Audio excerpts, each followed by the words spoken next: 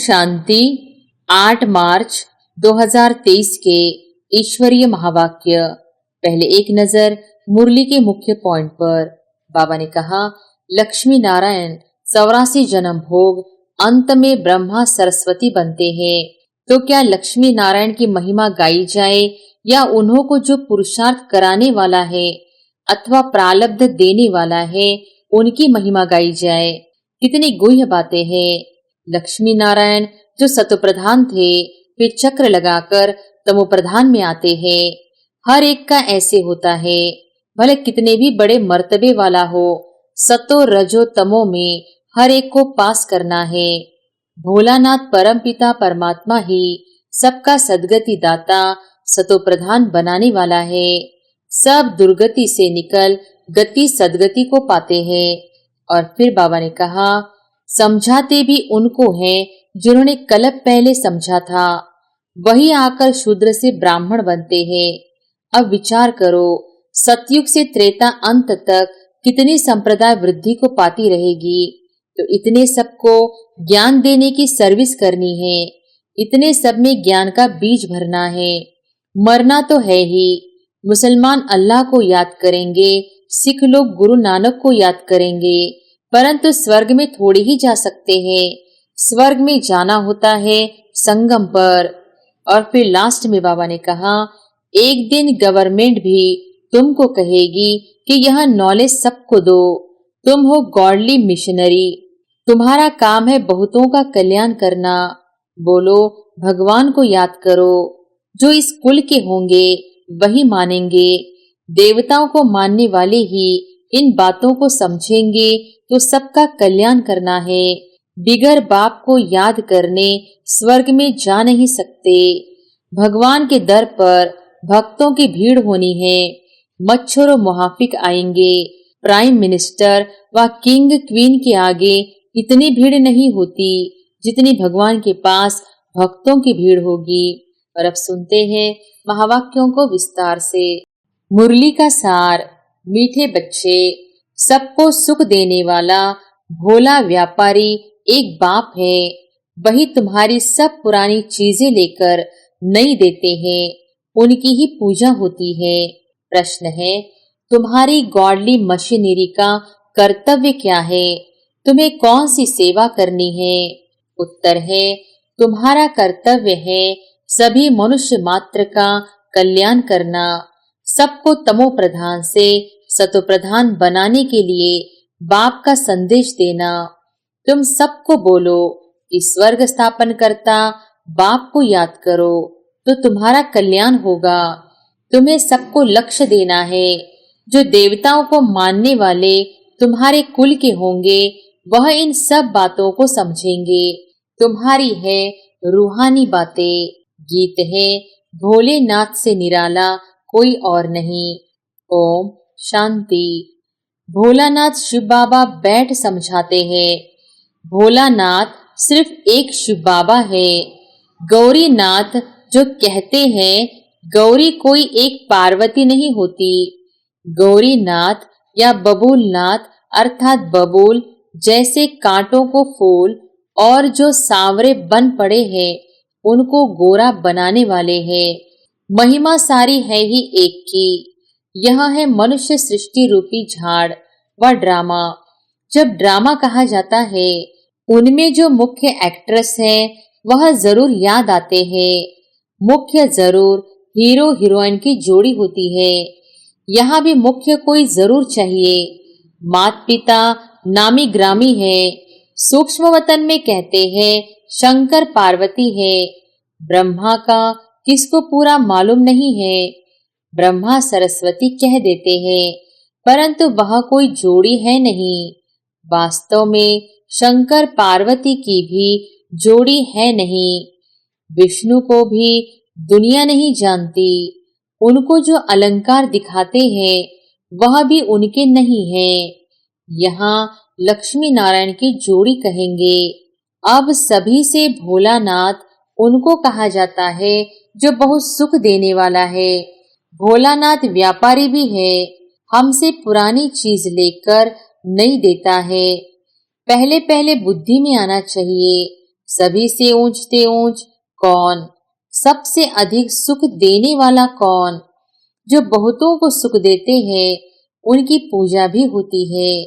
तो यह सब विचार सागर मंथन करने की बातें हैं। विचार सागर मंथन का नाम बहुत बाला है। तो विचार किया जाता है मनुष्यों में ऊंचते ऊंचे लक्ष्मी नारायण। अच्छा, उन्होंने क्या सुख दिया है जो मनुष्य उनका नाम लेते हैं या उनकी पूजा करते हैं? वास्तव में उन्होंने सुख तो कोई भी नहीं दिया है। हाँ, वे सुखधाम के मालिक थे, परंतु उन्हों को ऐसा बनाया किसने? इनके पहले वह कहाँ थे? अगर बाबा उन्हों को ऐसा नहीं बनाता तो वे कहाँ होते? यह सब तो बच्चों को मालूम है। आत्मा तो कभी विनाश होती नहीं। उन्हों को ऐसा काम किसने सिखलाया जो इतना ऊंच बने? जरूर कोई शिक्षा मिली है। दुनिया नहीं जानती वह पास्ट में कौन थे, तुम अब जानते हो। लक्ष्मी नारायण 84 जन्म भोग अंत में ब्रह्मा सरस्वती बनते हैं। तो क्या लक्ष्मी नारायण की महिमा गाई जाए या उन्हों को जो पुरुषार्थ कराने वाला है अथवा प्रारब्ध देने वाला है उनकी महिमा की जाए? कितनी गुह्य बातें हैं। समझाना है कि लक्ष्मी नारायण क्या करके गए।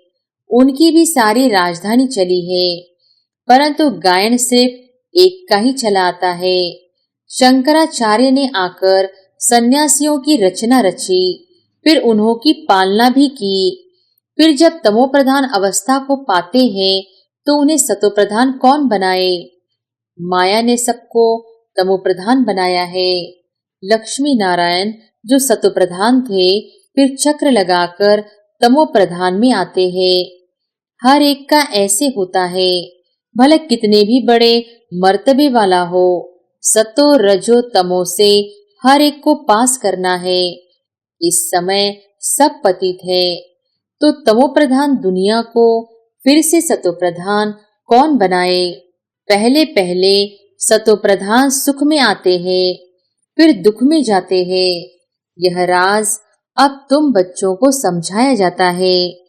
84 जन्म लेना होता है तो जरूर सतोप्रधान से तमोप्रधान बनना ही होगा। हर चीज सतो रजो तमो जरूर होती है। प्रिसेप्टर्स का भी ऐसे होता है, वह भी अब तमोप्रधान है। तो फिर भी अब सबसे ऊंचते ऊंच कौन है जो कभी भी तमोप्रधान नहीं बनता? अगर वह भी तमोप्रधान बन जाए तो फिर उनको सतोप्रधान कौन बनाए? फिर बलिहारी उनकी हो जाए। ऐसे ऐसे विचार सागर मंथन करने से दिल में जो पॉइंट जचती है, अच्छी लगती है तो सुनाई जाती है। भोलानाथ परमपिता परमात्मा ही सबका सद्गति दाता सतो प्रधान बनाने वाला है। सब दुर्गति से निकल गति सद्गति को पाते हैं। नंबरवार जो भी पहले पहले आएंगे वह सतो प्रधान सतो रजो से होकर फिर तमो प्रधान बनेंगे जरूर। पहले पहले जब आत्मा नीचे आती है तो उनको सुख भोगना है, दुख भोग न सके। मनुष्य पहचान नहीं सकते कि यह नया सोल है, इसलिए इतना सुख है, मान है। अब सबकी तमो प्रधान अवस्था है। तत्व खानियां आदि सब तमो प्रधान है। नई चीजें थी, अब पुरानी हो गई है। वहां का अनाज फल फूल आदि कैसे अच्छे होते हैं, वह भी बच्चों को साक्षात्कार कराया हुआ है। सूक्ष्म वतन में बच्चियां जाती है, कहती है बाबा ने शुभी रस पिलाया। जरूर ऊंच बाप चीज भी ऊंची देते होंगे। बच्चों को यह बुद्धि में रहना चाहिए, ऊंचते ऊंच एक भगवान ही है, याद भी सब उनको करते हैं। गॉड फादर कहते हैं, गॉड रहते ही है ऊपर में। आत्मा गॉड फादर को याद करती है क्योंकि आत्मा को दुख है। तो भोलानाथ बाप आकर फिर सुख देते हैं, तो उनको क्यों नहीं याद करेंगे? आत्मा कहेगी हम शरीर के साथ जब दुखी होता हूँ तो बाप को बहुत याद करता हूँ। रावण दुश्मन दुख देते हैं तो बाप को याद करते हैं। दुख में हम सभी आत्माएं परमात्मा को सिमरन करती है। फिर जब हम आत्मा स्वर्ग में रहती है तो बाप को याद नहीं करती। यह आत्मा कहती है बाप को ही पुकारेगी ना। मनुष्य तो उनका एक्यूपेशन, बायोग्राफी कुछ नहीं जानते, न ड्रामा का राज जानते हैं कि कैसे आत्मा चक्र में आती है। तुम बच्चे अब जानते हो माया रावण दुख देने वाली है। यह रावण राज्य शुरू हुआ है द्वापर से। यह भी समझाना है, यह किसको पता नहीं है कि सबसे पुराना दुश्मन रावण है। उनकी ही मत पर यह पार्टीशन आदि हुआ है। अभी तुम बच्चे समझते हो, हम श्रीमत से भारत को स्वर्ग बनाते हैं। वही सद्गति दाता सबका है। वह जब आए तभी ब्रह्मा विष्णु शंकर से कार्य कराए। ऊंचते ऊंच वह एक ही है। उनकी बायोग्राफी को कोई नहीं जानते। यह खेल ही ऐसा बना हुआ है। तो बाबा समझाते हैं सबसे बड़ा दुश्मन रावण है, उस पर जीत पानी है। समझाते भी उनको है जिन्होंने कल्प पहले समझा था। वही आकर शूद्र से ब्राह्मण बनते हैं।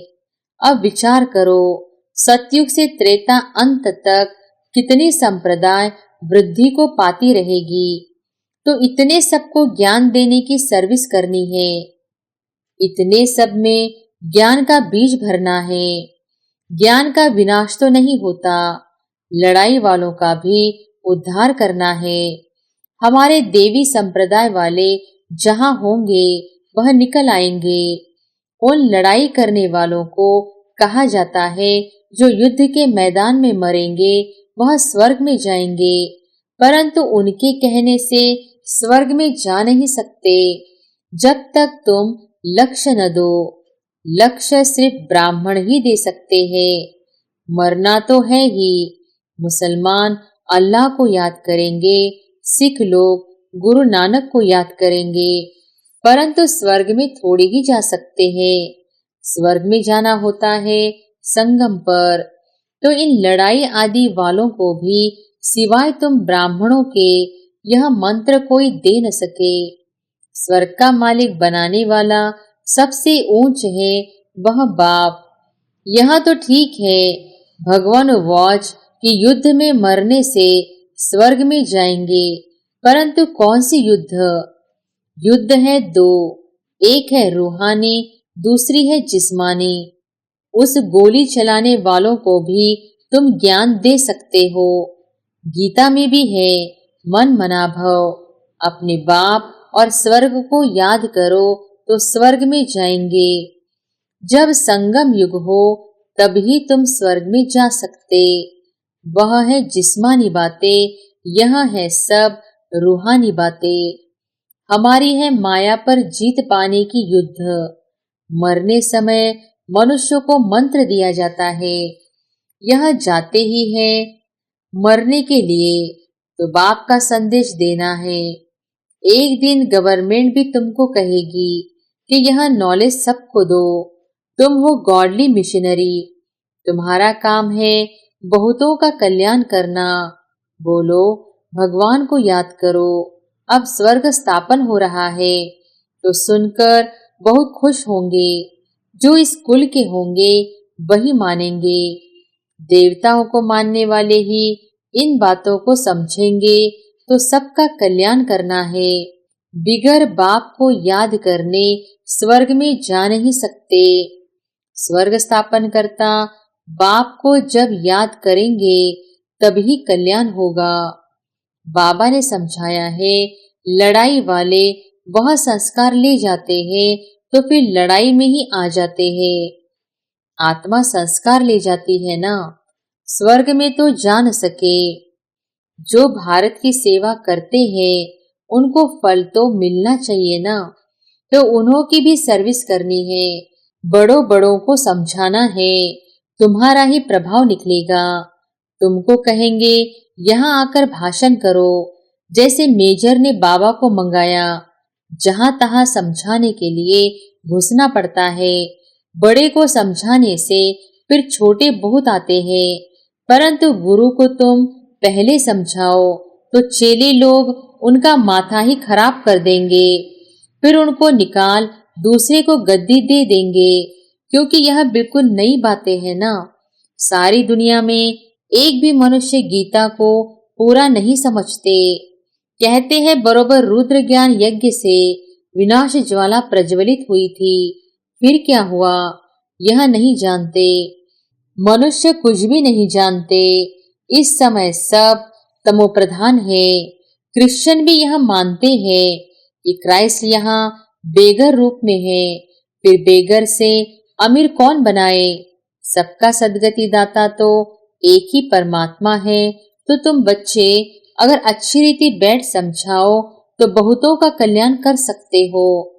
बाप स्वर्ग का रचयिता ही पतित पावन है, तो उनकी श्रीमत पर चलना पड़े। जो लायक होंगे वही निकलेंगे।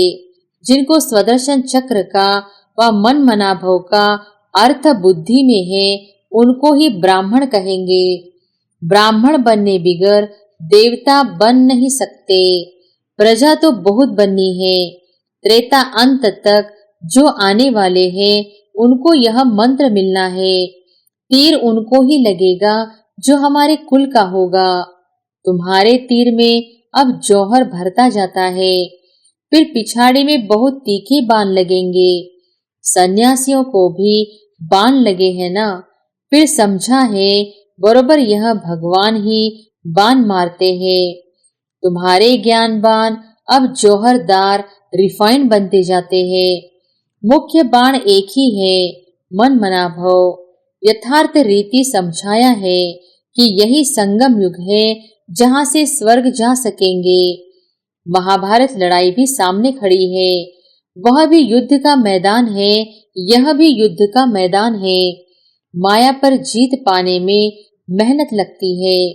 साधारण प्रजा भी बहुत बननी है। जो इस कुल में आने वाला नहीं होगा उनको याद ही नहीं पड़ेगा। सर्विस के लिए विचार सागर मंथन करते रहेंगे तो तुमको ज्ञान के पॉइंट आएंगी। उस युद्ध में भी विचार सागर मंथन चलेगा। ऐसे करेंगे तो जीत पाएंगे। बुद्धि तो चलती है ना, प्रैक्टिस भी करते हैं। अब तीखे हो जाते हैं तो मैदान पर लड़ने जाते हैं। तुम्हारे पास बहुत ढेर आएंगे। भगवान के दर पर भक्तों की भीड़ होनी है। मच्छरों मुहाफिक आएंगे। प्राइम मिनिस्टर व किंग क्वीन के आगे इतनी भीड़ नहीं होती जितनी भगवान के पास भक्तों की भीड़ होगी। फिर उस भावना से आएंगे, कोई खराब विचार नहीं रहेगा। यह तो निराकार बाप है ना, तो समझ में आता है भगवान के आगे भक्तों की भीड़ होनी चाहिए। आना भी सबको यहाँ पड़ेगा। यहाँ अपना जड़ यादगार एकदम एक्यूरेट है। शिव बाबा का भी चित्र है, जगत पिता जगत अम्बा भी है। यह अभी का तुम्हारा ग्रुप है, शक्ति सेना का। अच्छा, मीठे मीठे सिकिलधे बच्चों प्रति माता पिता बाप दादा का याद प्यार और गुड मॉर्निंग। रूहानी बाप की रूहानी बच्चों को नमस्ते। धारणा के लिए मुख्य सार। पहली पॉइंट, ब्राह्मण सो देवता बनने के लिए स्वदर्शन चक्र का और मन मनाभव का अर्थ बुद्धि में यथार्थ रीति रखना है। सबको लक्ष्य देने की सेवा करनी है। दूसरी पॉइंट, माया पर जीत पाने के लिए विचार सागर मंथन कर ज्ञान की गहराई में जाना है, रतन निकालने हैं। वरदान है, पवित्रता की स्टेज द्वारा अविनाशी ईश्वरीय मस्ती का अनुभव करने वाले होली हंस भव। पवित्रता की स्टेज द्वारा अविनाशी ईश्वरीय मस्ती का अनुभव करने वाले होली हंस भव। होली पर सभी बड़े छोटे के भान को भूल आपस में एक समान समझ मस्ती में खेलते हैं। दुश्मनी के संस्कार भूल मंगल मिलन मनाते हैं। यह रस्म भी अभी की है।